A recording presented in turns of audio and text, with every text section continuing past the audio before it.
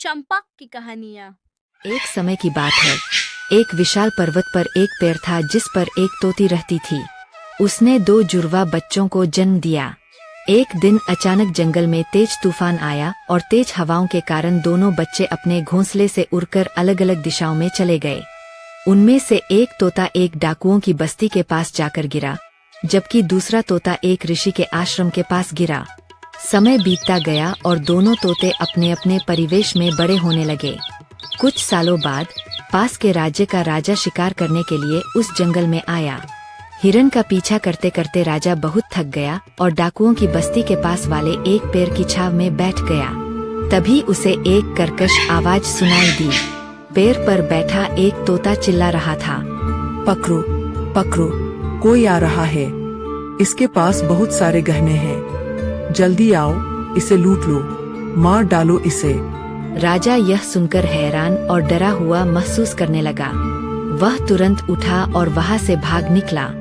भागते भागते राजा जंगल के दूसरी ओर पहुंच गया, जहां वही ऋषि का आश्रम था।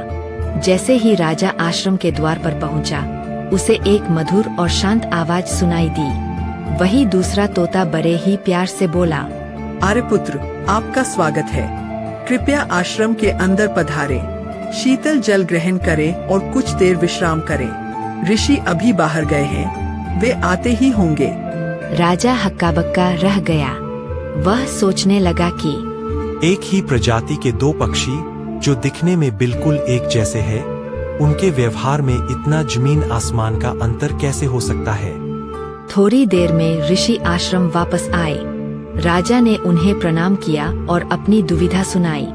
राजा ने पूछा, ऋषिराज, आज मैंने 2 तोतों को देखा।